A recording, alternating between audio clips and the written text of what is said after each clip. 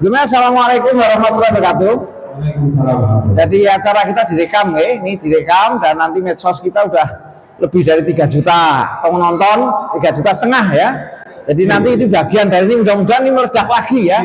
Yang terakhir saja ya, Facebook, YouTube, Instagram, langsung dengan kata kunci Museum Instagram Profesor Sarwidi. ya, boleh. Jadi itu nanti mudah-mudahan ya kita bisa melihat ini. Mas Supri, kita di depan saja kita.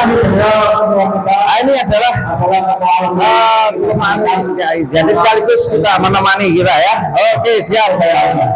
Jadi ini akan kita bisa melihat ya goncangan gempa sebentar ya. Ini kan ya gempa kecil ya. Tapi ini berbahaya juga kalau rumahnya tidak tahan gempa. Ini contohnya adalah di bangunan kita yang kita bangun sebelum bantu dulu yang di Jejeran banyak ya, di Jogja yang banyak nggak runtuh itu namanya Barataga, bangunan rumah layanan tahan gempa. Yang runtuh itu seperti ini, bangunan biasa ya. Ini biasa. Nah, ini Barataga itu juga ada kunci-kuncinya di sini ya, ada teknologinya, ada engineeringnya.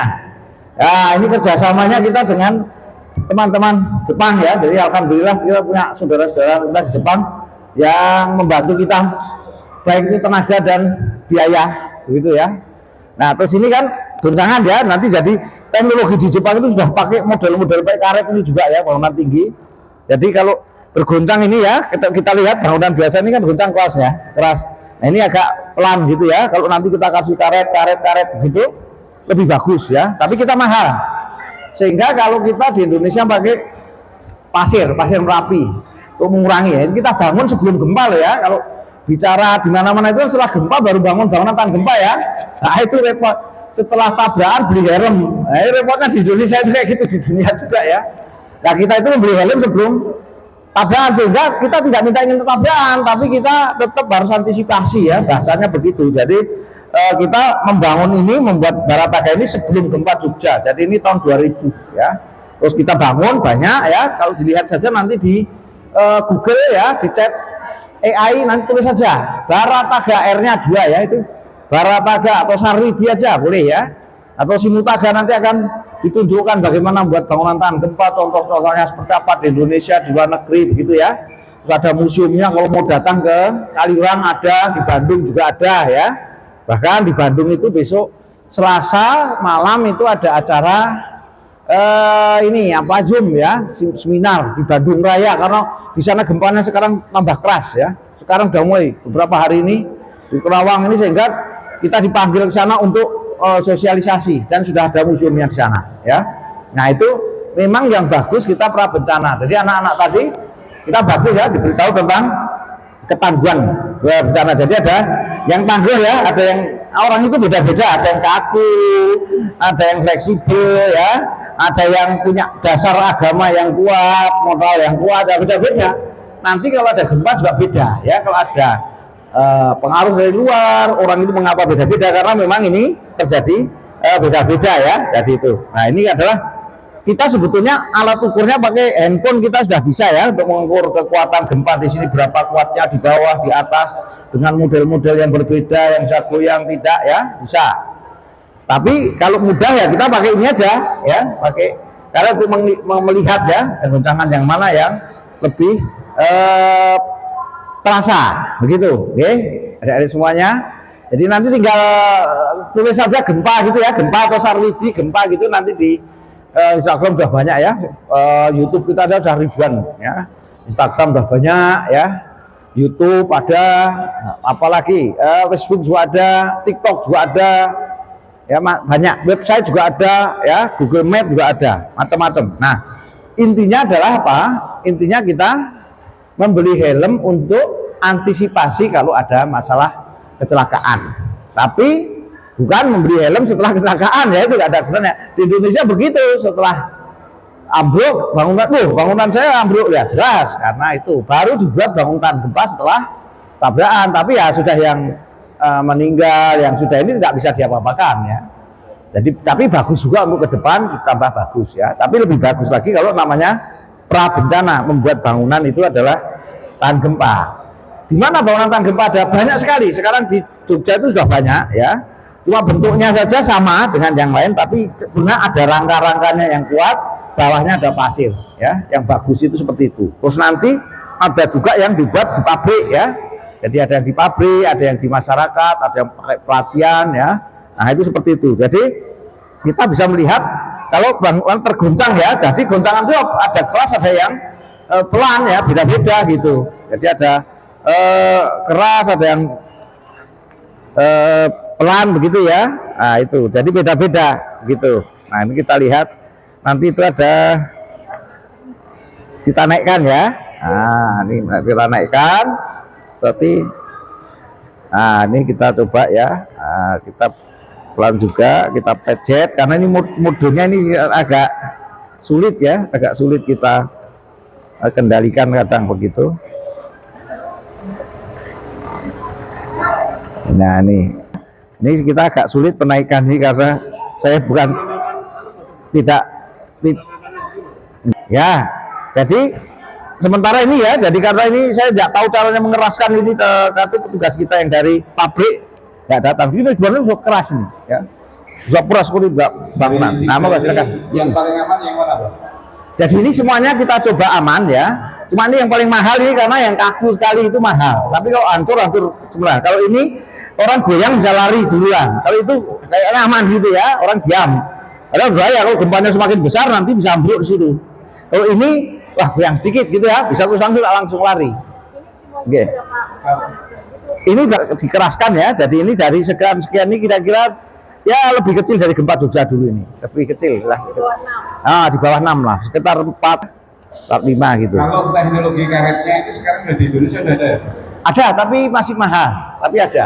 Jadi di Sukabumi sudah dibuat ya, ini kemarin ada rumah sakit yang tidak tolong saya juga diperbaiki, dibuat di Sukabumi lagi gitu.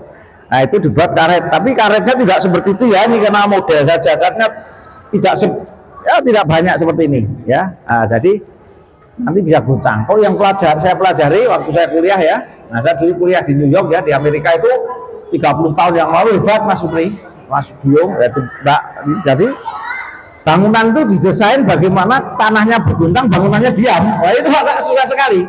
Tapi sekarang mobil udah bisa. Bahkan kereta listrik, kereta cepat itu sudah, walaupun relnya naik turun itu tetap ya, terus begitu, melayang.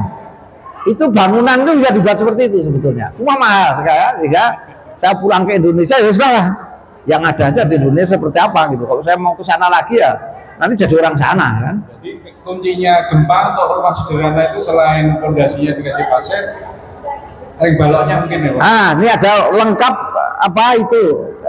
rangka-rangkanya lengkap. Ini ada detailnya ya. Di sini ada detailnya. Yang ada di pojok. Fondasinya juga harus ada angkur kayak gini ya. Ini memperkuat ini. Ya. Karetnya itu mana? Kalau ini nggak karet karena di bawah ini pasir ya. Kalau di Indonesia pasir karena kita nggak punya biaya seperti itu ya, sehingga kita pakai pasir. Ada dananya, sudah ada available itu. Ya, kalau ada dananya kita bisa. Jadi kita pakai teknologi sederhana seperti ini. Alat gempa ini saya buat ya, bagaimana sederhana mungkin dipakai untuk contoh. Ya, kalau yang mahal ada, tapi kita nggak punya duit, nggak bisa buat. Ya, saya ketemu. Ya, kalau saya ke Jepang itu teman-teman Jepang kok memperlihatkan gede-gede gini ya bagus gitu, tapi dia yang mengeluh, yang nonton sedikit, nggak sebanyak ini gitu. Artinya laboratoriumnya bisa miliaran, triliunan, tapi yang nonton yang ini sedikit. Ini sedikit tapi yang nonton jutaan.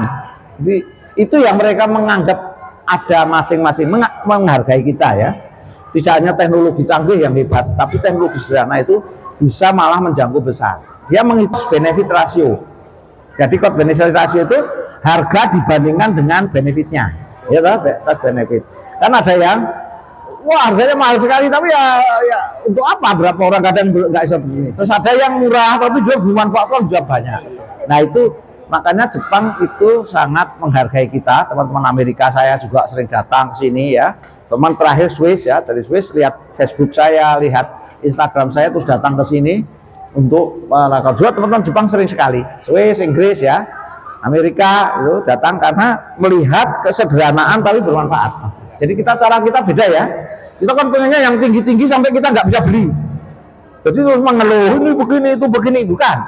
Dia malah apa yang tinggi yang bisa dicapai, yang tidak bisa diturunkan sampai dia mencapai karya. Jadi semua orang berkarya.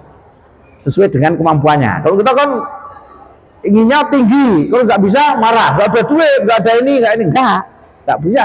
Negara maju itu nggak begitu cara mikirnya. Dia punya cita-cita tinggi, turunkan tinggi. Jadi gini, ya, ini misalnya usaha, ini keinginan.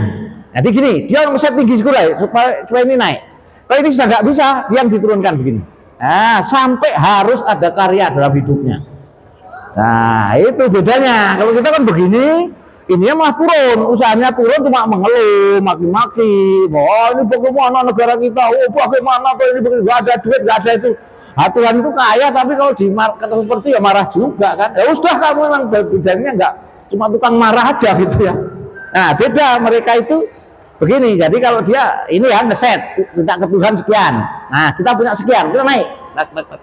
Bisa nggak? Naik, terus naik. Nggak bisa ya udah diturunkan. Terus alhamdulillah gitu. Udah orang lain bisa lebih nggak apa-apa. Dia bisanya itu kok. Ini memang jauh lebih tahan dibanding yang 2 building ini ya, Prof? Yang ini terlalu mahal tapi jadi ada gini. Kalau bahannya tuh terlalu kaku, kalau ini terlalu gede gitu, kuat tapi mahal. Nah, kita itu mencari bangunan tuh yang BMW, biaya mutu waktu ya. Jadi bagaimana biaya kita bangun serendah mungkin ya, tapi mutu kekuatannya setinggi mungkin dan dibangun secepat mungkin. Nah, itu jadi nanti bandingannya ada beda-beda ya. Bangunan yang paling bagus adalah bangunan yang cukup kuat saja, tidak terlalu kuat mahal. Kalau tidak kuat ambruk, kalau cukup kuat tidak ambruk, bisa rusak tapi bisa diperbaiki. Nah, jadi gitu ya. Bidangnya putih. Kalau silakan Mas ya. Alatnya bisa dikecilkan, Bisa. Jadi ini bisa dinaikkan, bahkan amplitude ya, jauh letaknya itu ada. Kalau yang ini belum disetel ya, tapi yang di rumah di museum ada. Bisa jadi jaraknya begini, bisa jauh bisa dekat begini, bisa jauh, terus bisa cepat, bisa lambat. Ini juga bisa ini sebetulnya. Cuma saya nggak bisa ngesetnya tadi karena dari pabrik nggak bisa ya, nggak ada. Baru dipakai pertama kali. Ya, ini alatnya masih baru ya.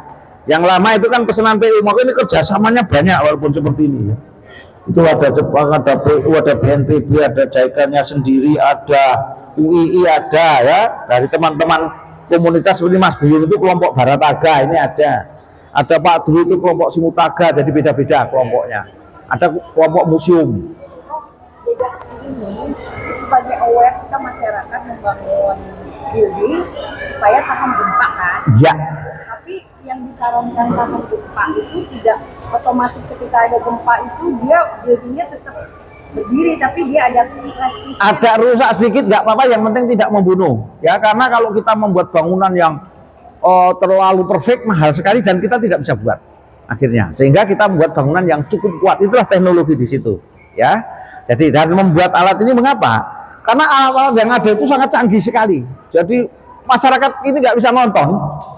Jadi itu apa tuh alat yang begini akhirnya hanya orang saintis ya. Ada yang satu alat mahal miliaran itu hanya dinikmati oleh 100 orang aja nggak ada, karena memang ilmuwan saja yang bisa. Jadi orang itu ya cuma nonton aja begini, itu gimana loh, bangunan tahan gempa itu bagus lah, terus saya buat gimana, pokoknya harus buat begini. Nah, kita mau buat, oke, kita latih, oke, kita buatkan sederhana sampai tadi itu, jadi sampai ke sini ya sudah. Nah, gini ya, yang penting kita punya karya ya, bermanfaat orang lain, tidak harus seperti orang lain yang lebih hebat, nggak apa-apa. Dan satu lagi, kalau ingin membangun bangunan tahan gempa sederhana, bisa konsultasi di Kateksi di Bimbing Prof Sarwidi. Oke, siap. Jadi Ibu Bapak sekalian yang ingin membuat bangunan tahan gempa, tapi murah, tapi cepat dibangun, nah nanti ke Kateksi, ini Pak Supri ini adalah ketuanya, dan beliau juga punya konsultan. Nanti saya akan membantu sebagai senior ya, karena saya sudah umur 65 tahun, jadi sudah hampir pensiun. Tapi kalau saya 70 tahun ya, tapi di pemerintahan saya sudah 65 sudah selesai ya, jadi sudah lah. Jadi tinggal kita bantu yang muda-muda, generasi muda, anak-anak itu membantu bagaimana menjadi program tangguh bencana yang realistis loh ya. Jadi yang kita bisa lakukan lah, nggak usah yang nggak bisa kita lakukan. Ya. Okay. Ada tambahan Mas Bri atau Mas Buyung? Ya, itu aja. Kalau saya sekali lagi, kalau Bapak Ibu semua pengen bangun pengetahuan bangunan dan gempa secara sederhana, hubungi kami Kateksi, nomornya ada di sana juga kan.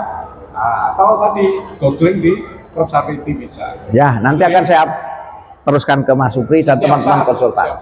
Ya. Ada apa? Tadi medsos ya, medsosnya banyak. Jadi ini mudah-mudahan walaupun ini yang nonton pas kebetulan sedikit, tapi insya Allah nanti bisa ratusan ribu lagi. Biasanya di atas, ya mendekati 1 juta lah yang nonton tuh. Ya, ya itu ada yang 2,6. Oke, saya tepuk tangan semuanya untuk kita semua, karya bangsa Indonesia. Ya, oke. Terima kasih. Terima kasih. Assalamualaikum warahmatullahi wabarakatuh. Waalaikumsalam warahmatullahi wabarakatuh. Kami Oke, sami-sami. Oh siap. Oke. seksi acara